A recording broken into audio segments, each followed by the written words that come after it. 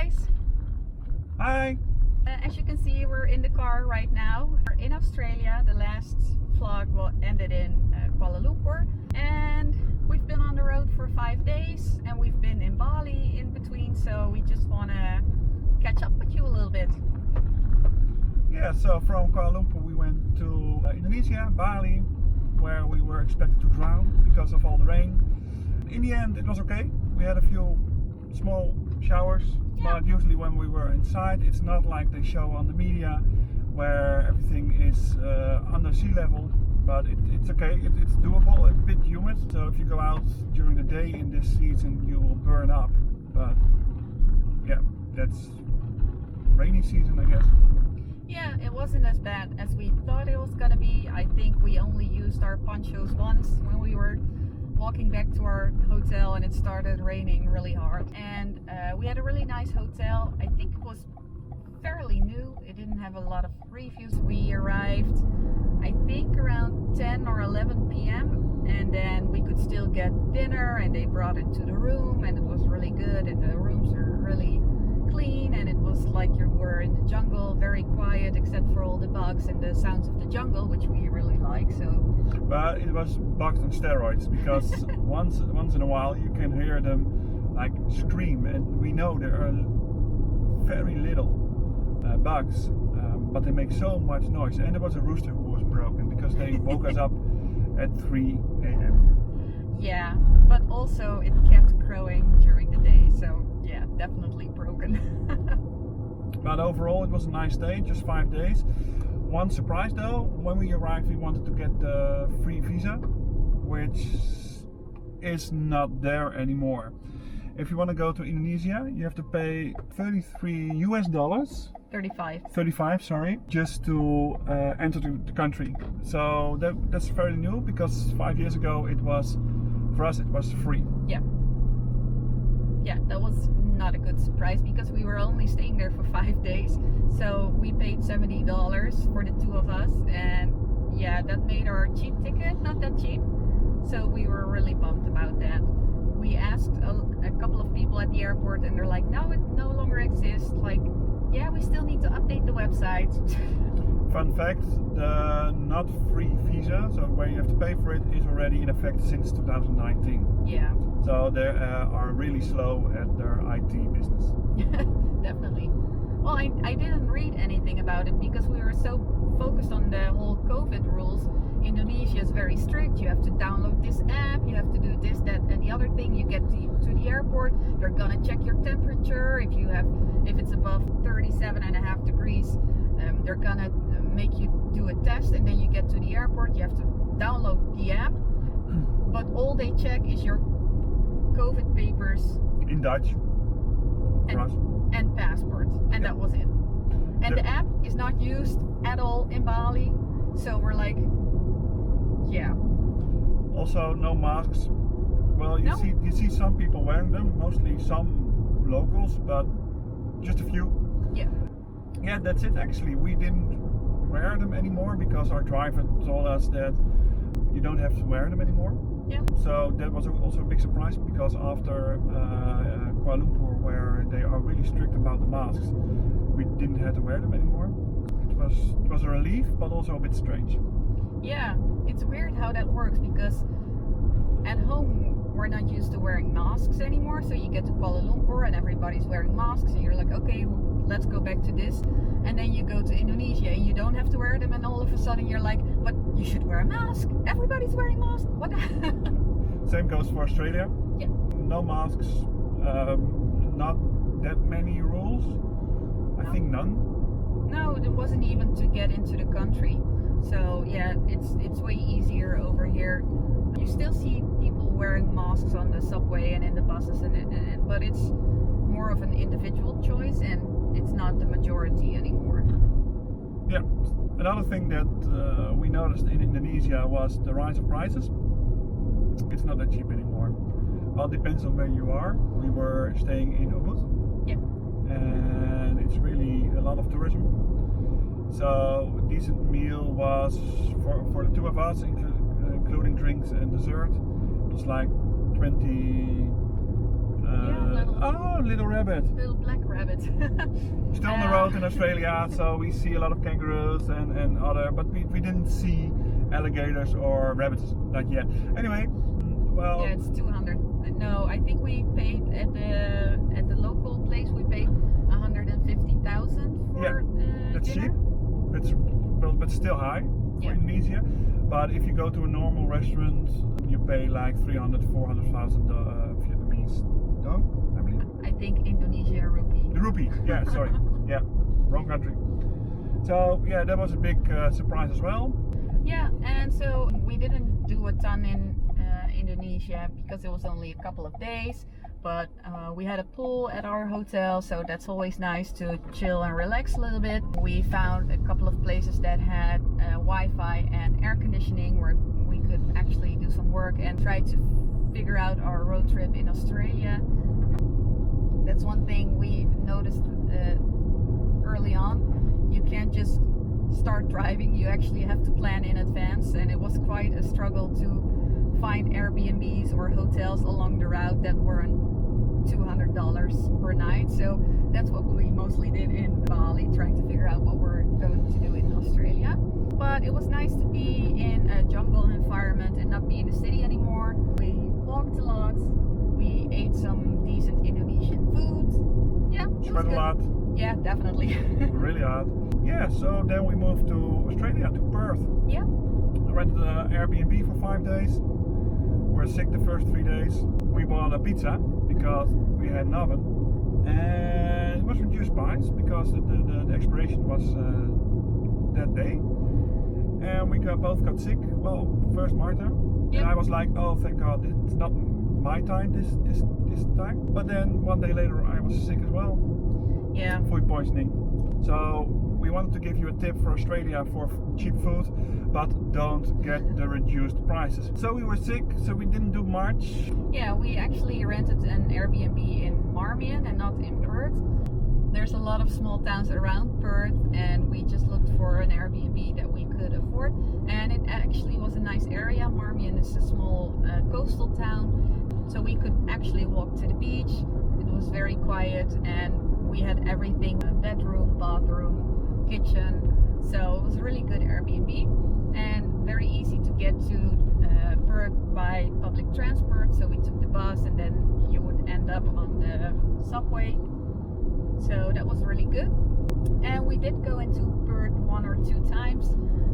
First we went to the IKEA, of course. Yeah, that's a top tip of today. We finally figured out, or finally got a chance for house sitting. We are actually going to sit for some people for a month in Perth. So that's, well, free housing for us. Well, it's not completely free because you have to pay a fee for the house sitting app, I think. Right? Yeah, so we found this through Trusted House Sitters. That's the one you read about the most. It's the biggest one, and we've tried to get a couple of house sits in Kuala Lumpur and Indonesia as well, but we didn't have any recommendations yet, so that makes it a little hard to find something. But yeah, this was great. They invited us to come over to the IKEA to meet and talk a little bit about their animals, about their home and what they were expecting of us, and get a chance to know us. So yeah, that was fun. A bit strange to do that by IKEA, but yeah, we finally got it, so that's good. Now we only have to figure out what to do in holidays. But housing is really a really great option if you want to spend more time in Australia. Just keep in mind for your visa. Yeah, so usually in Asia we were used to spending 25-30 euros per night to stay there. And in Australia we can't find anything below 50 euros. Mostly it's 60, 75, and it goes up to 90 during this road trip. So having free housing for 4 or 5 weeks is great because that frees up some space of our budget to do some fun things and not just pay a lot of money to stay somewhere. Yeah. So we met these people at IKEA and we had a chance to talk to them, and then afterwards they gave us the good news that we can house sit for them. So that was the one time we went into Perth, and the other time we actually went into Perth for sightseeing. We went to Elizabeth Quay. We saw the name and thought Elizabeth way, but apparently it's pronounced Elizabeth Key. So Strange Australians. Yeah. but it's a fun area. It's like a little harbor. There's a lot of restaurants around the water. Perth doesn't feel like a really big city. If you go to Elizabeth Key, that should be the heart of Perth. It feels like a small town. It's not like you'd think this is a really big metropolis or something. No, it feels really cozy and comforty and yeah, fun to walk around. Yeah. So there are a lot of shops. If you want to go shopping, bring your credit card because there are a lot of big brands there, also the smaller ones. And there's a lot more to see in Perth, but because we have the house sitting coming up and we know we will be in the neighborhood of Perth for quite a long time, we haven't done anything else because otherwise we don't have anything to do when we're house sitting. So another tip for Perth, if you travel a lot by public transport, buy a Smart Riders Pass. It's just a small card that you can buy at convenience stores and stuff, especially the small kiosks, and they give you a discount on check-in and check-out. And it's much easier because you don't have to carry any cash for the bus or subway. Yeah, because in the bus they don't give you change, so you always have to have the right amount, and sometimes it's hard to figure out, are you going one zone or two zone, and it's easier with the Smart Rider because you just check in and check out. Yeah. So now we're actually on a road trip. On the last day in Marmion we picked up our rental car in Perth. We usually book our rental cars via rentalcar.com, and I think we did that this time as well. We found a Hertz in a small town near Perth that had an affordable car, and actually we got lucky because we arrived and they're like, sorry, you reserved a medium car, we don't have those anymore. We're like, and then they're like, here's your upgrade, and it's a big SUV, so we're like, same price. So if you want to go for a rental car, a few things you should keep in mind: make a reservation way ahead, because the sooner you want to go driving, the more expensive the car will be. When we started looking, it was like 45 euros, and in the end it was 65 euros a day. Also, don't book your car at the airport. It will cost you 200 Australian dollars more, which is like 180 in total for 2 weeks. So that's a really big difference. So when we picked up our rental car, we also knew where we were gonna stay, and this car actually has navigation, so that's really great because we just type in the address of our next Airbnb. It gives us options. We pick the route that we think is going to be the most fun, and then we just start driving. Very easy. On the left side of the road. Yeah, left side. That's well, I'm doing okay for now. For the last few days, sometimes, especially when I'm making a U-turn. Yeah. But we bought a internet data card. Yeah. And I won't say it's a waste of money. We bought it because of the navigation, because we wanted to use Google Maps. But we didn't know the navigation in the car was this good. So okay, fine. Another lesson learned. First, pick up the car and then decide if you still need it. Driving is really easy, actually. Well, apart from the left side, people in Australia are really laid back, especially this side of the country. The road signs, there are many. We actually are starting to collect them on the pictures because they have signs for a lot of animals. We didn't see all the animals yet. We did see kangaroos, magpies. Yeah, I just saw another kangaroo. Oh, cool. Well, we did see a small part of a whale. And dolphins. Yeah. And we saw a snake. We did see a full snake, and we did see a half stingray. I think. A blob. Well, it could have been seaweed as well.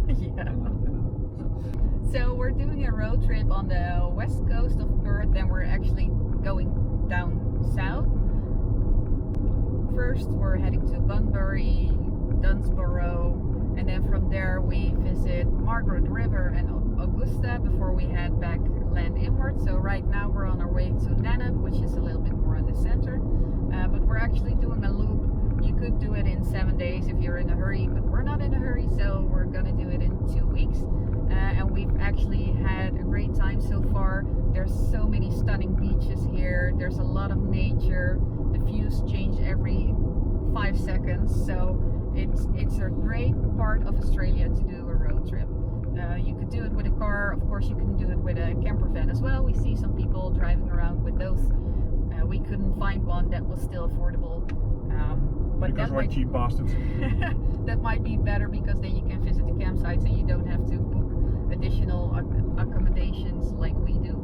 We totally didn't talk about our first Airbnb that we booked. Oh, right. Yeah, that was fun. Yeah, so like we said, in Indonesia, it took us a while to figure out all the accommodations for this road trip, and I actually found an Airbnb. It was a private room in Bunbury for like 50 euros, so very cheap. We're like, let's do that. We got the confirmation back, and so the day before we had to go there, I sent a message like, we're coming to you tomorrow, where do you want us to park the car? And the lady's like, no, I canceled your reservations, you're not staying here.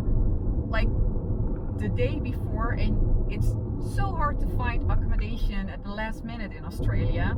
So we were pretty stressed out about it. She's calling us, no, I canceled, and I'm looking at our credit card and our Airbnb and it says confirmed, we paid for it, but she's not having it, we can't stay there. So we had to find a last minute accommodation, which was of course more than the 50 euros. So our cheap night went to a very expensive night just because she forgot to push the right button. Yeah, if you want to do a road trip on a budget, you don't have to spend $200 a night. Just plan ahead, like a month. Make your reservations in time. Reserve the car. Make sure you don't rent it on the airport.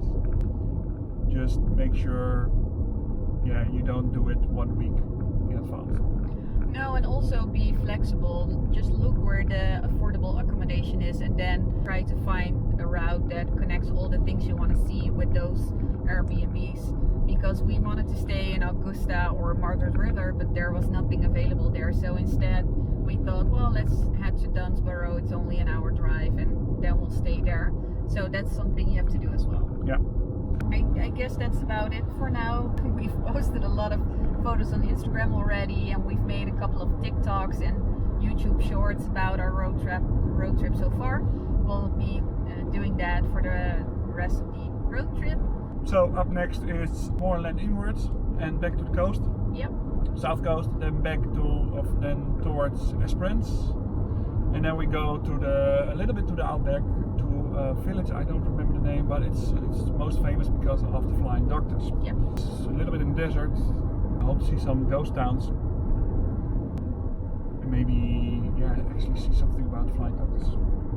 We'll continue to our Airbnb and see if we can actually upload this video. If not, then this is taken in the past, like 2 weeks ago. Like I said, if you want to follow our adventures, check our Instagram or our YouTube account. Or our website. If you have any questions, let us know on our website. Or a response in the comments on this YouTube video. Make sure you follow us on our YouTube channel if you haven't done so. And if you feel generous and you want to support us, there's a button to buy us a cup of coffee because we're poor travelers and we're in an expensive country, so please buy us coffee. Help us out, keep you updated. If you're missing something or if you have any questions, just let us know in the comments or our website, and we will try to answer them next time. Yeah, sounds good. Okay, well, have a good day. Cheers, mate. See you later.